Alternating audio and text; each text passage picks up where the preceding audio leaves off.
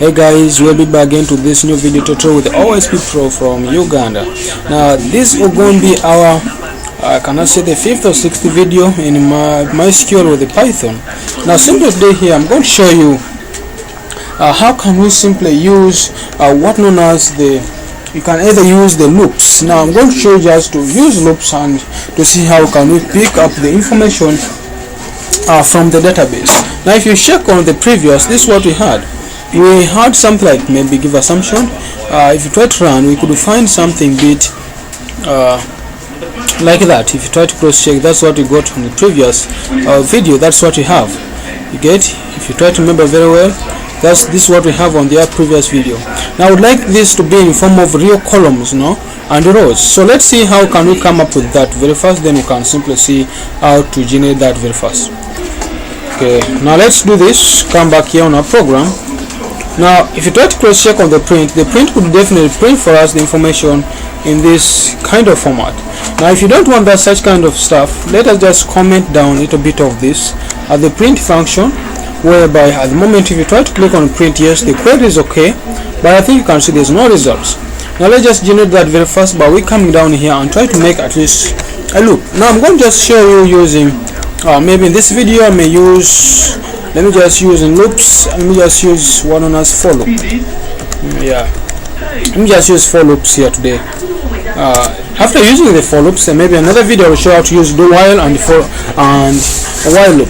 Now here, to come up with that, the first thing you have to do is to create up a variable. Now I'm just going to say count is equal to the first thing I will simply say there, our count is equal to having the default value picking from the database is 0. Now if you try to see to come up with the loop, I will say for. Now you can define any variable, like in my case here I can say a, or any variable of your choice, a in the results, which is this function here. Declare that the whatever is going to be equal to, say for a in a result. What do you want a to do in the result? We would like a to be looping for us this count, the number of times. So I will come down here and just count, put count, whereby count in this case is going to be equal to, now here you can either use what known as count is equal to count plus 1. This is what I mean.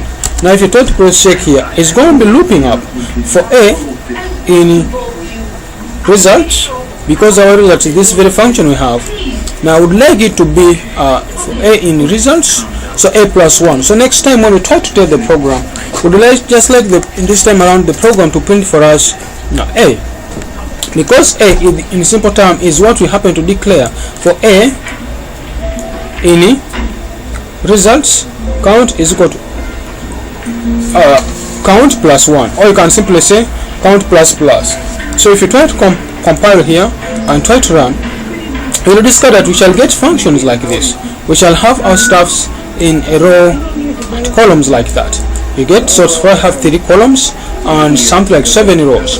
You get, so whenever you would like to pick up information from the database and you're going to be basing on, you don't want just to print it, you can always use up a loop so that you can always pick the information from the database and always you'll get something like this.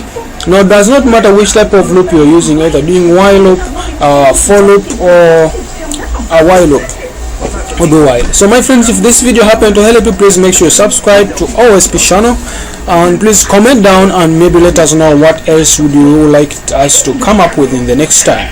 Now and also, any of you is interested in any of the books, I can also send for you the link on my website where you can always get up with the books. So guys, thanks for watching. Please don't forget to subscribe to OSP Pro. Thank you all.